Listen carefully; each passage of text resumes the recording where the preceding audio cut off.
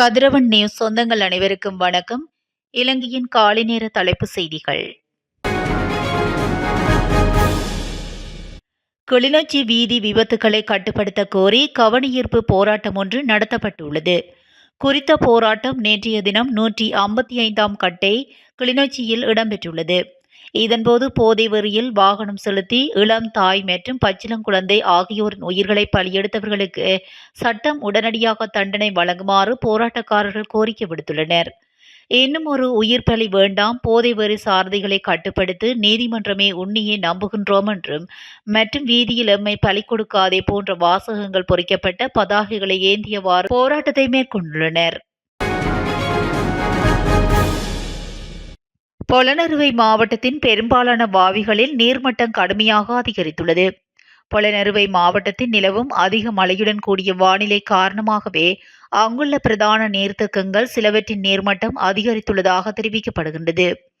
இதனால் கவுடுள்ள நீர்த்தேக்கத்தின் நீர்மட்டம் கடுமையாக அதிகரித்துள்ள நிலையில் அதன் 12 வான்கதவுகள் திறக்கப்பட்டுள்ளன.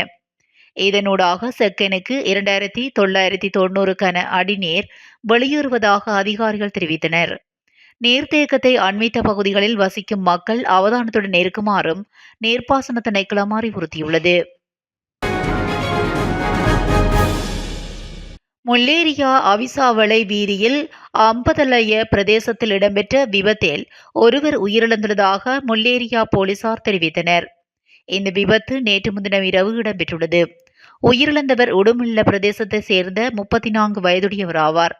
கடுவலையில் இருந்து ஆங்கொடை நோக்கி பயணித்த மோட்டார் சைக்கிள் ஒன்று வீதியோரத்தில் நிறுத்தி வைக்கப்பட்டிருந்த கொள்கலன் வண்டி மீது மோதியதில் இந்த விபத்து இடம்பெற்றுள்ளது. விபத்தில் படுகாயமடைந்த மோட்டார் சைக்கிளில் செலுத்துனர் முல்லேரியா வைத்தியசாலையில் அனுமதிக்கப்பட்ட பின்னர் உயிரிழந்துள்ளதாக போலீசார் தெரிவித்தனர். இது தொடர்பான மேலதிக விசாரணைகளை முல்லேரியா போலீசார் மேற்கொண்டு வருகின்றனர்.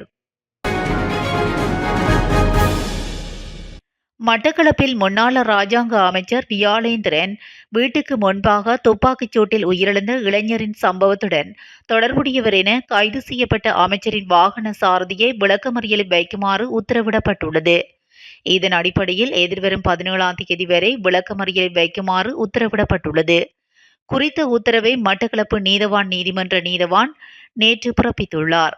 சம்பவம் தொடர்பில் மேலும் தெரிய வருகையில் கடந்த 2021ஆம் ஆண்டு ஜூன் 21ஆம் தேதி ராஜாங்க அமைச்சர் எஸ். வியாளேந்திரன் வீட்டுக்கு முன்னால் அமைச்சரின் மெய்பாதுகாப்பு உத்தியோகத்தர் மேற்கொண்ட துப்பாக்கிச்சூட்டு சம்பவத்தில் 28 வயதுடைய பாலேந்திரன் என்ற இளைஞன் ஒருவன் உயிரிழந்ததை அடுத்து மெய்பாதுகாப்பு உத்தியோகத்தரை கைது செய்தனர்.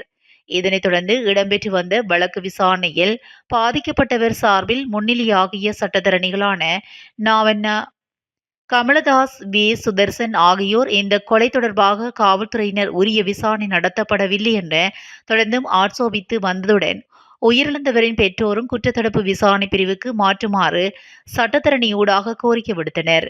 இந்நிலையில் குறித்த விசாரணையை கொழும்பு குற்றத்தடுப்பு விசாரணை பிரிவினர் மேற்கொண்டு வந்த நிலையில் அமைச்சரின் வாகன சாரதியான தம்பான் என்று அழைக்கப்படும் தனுசன் என்பவரை சந்தேகத்தின் பேரில் கொலை குற்றத்தின் அடிப்படையில் வெளிநாடு செல்ல இருந்த நிலையில் நேற்று முன்தினம் கைது செய்தனர்.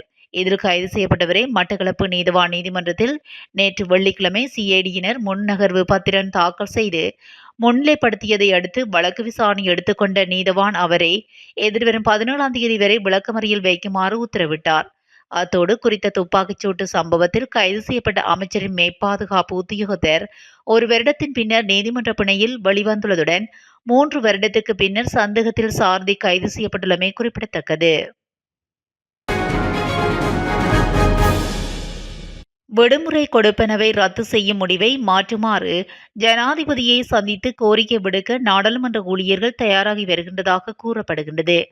ஜனாதிபதி அடுத்த வாரம் நாடாளுமன்றத்துக்கு விஜயம் செய்ய உள்ளமையினால் அப்போது இந்த கோரிக்கையை முன்வைக்க எதிர்பார்த்துள்ளதாக ஊழியர்கள் தெரிவிக்கின்றனர். பொருளாதார நெருக்கடிகளை கருத்தில் கொண்டு நாடாளுமன்ற ஊழியர்களின் விடுமுறை கொடுப்பனவை ரத்து செய்ய அரசாங்கம் தீர்மானித்துள்ளது. அத்துடன் நாடாளுமன்ற ஊழியர்களுக்கு மாத்திரம் இந்த கொடுப்பனவு வழங்கப்படுமாயின் அரசு சேவையில் பிரச்சினைக்குரிய நிலைமை ஏற்படும் என பொருளாதார நிபுணர்கள் அரசாங்கத்துக்கு சுட்டிக்காட்டியுள்ளனர். இந்த விடுமுறை கொடுப்பனவு நீண்ட காலமாக நாடாளுமன்ற ஊழியர்களுக்கு வழங்கப்பட்டு வருகின்றது. இந்த நிலையில் விடுப்பு கொடுப்பனவு ரத்து செய்யப்பட்டதனால் நாடாளுமன்ற ஊழியர்கள் மத்தியில் பெரும் கொந்தளிப்பு ஏற்பட்டுள்ளமை குறிப்பிடத்தக்கது. அண்மையில் தொடர்ந்த சீரற்ற காலநிலை காரணமாக தமிழர் பிரதேசங்கள் பாரிய சேதங்களுக்கு உள்ளானதுடன் மக்கள் தொடர்ச்சியாக பல இன்னல்களுக்கு முகம் கொடுக்க நேரிட்டது.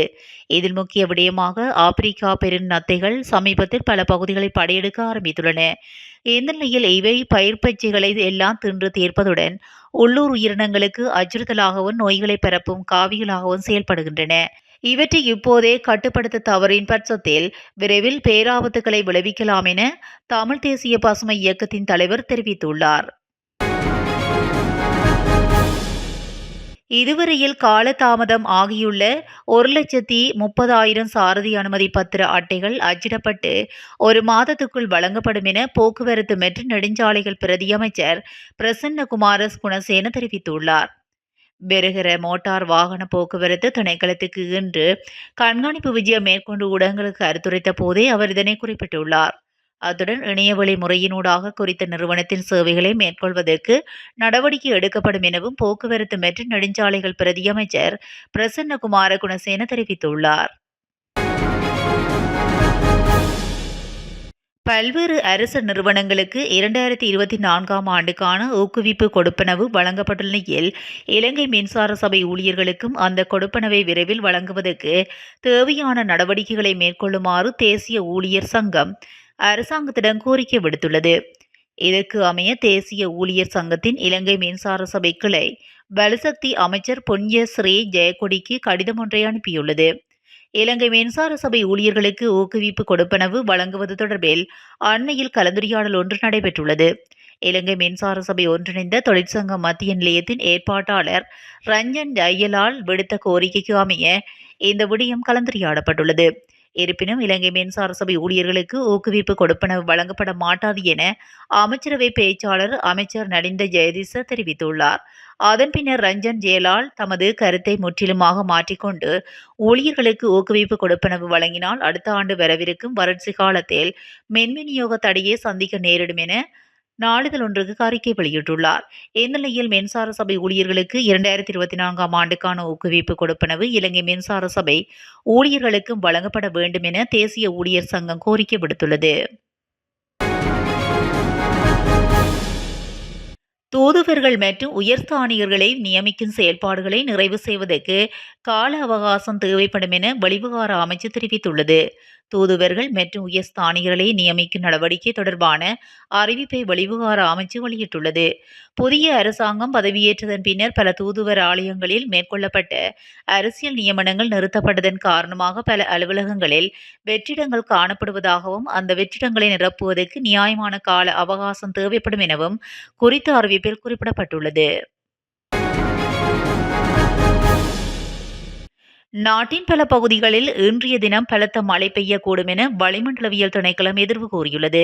இதன்படி மேல் சப்ரமுவ ஊவா மற்றும் மத்திய மாகாணங்களிலும் காலி மற்றும் மாத்தளை மாவட்டங்களின் சில இடங்களிலும் 100 மில்லிமீட்டருக்கு அதிக மழை வீழ்ச்சி பதிவாகும்.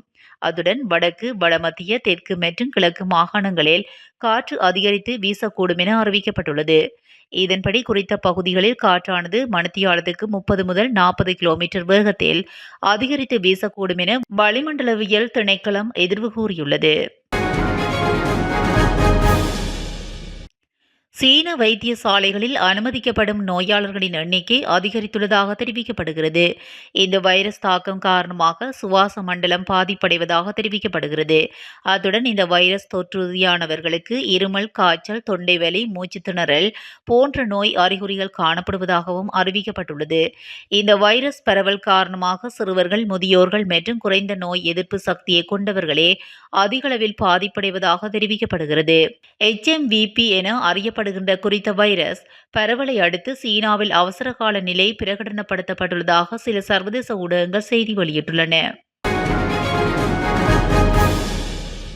இத்துடன் இலங்கையின் காலை நேர தலைப்பு செய்திகள் நிறைவடைகின்றன. தொடர்ந்தும் செய்திகளோடு இணைந்திருக்க கதிரவன் நியூஸுடன் இணைந்திருங்கள். நன்றி, வணக்கம்.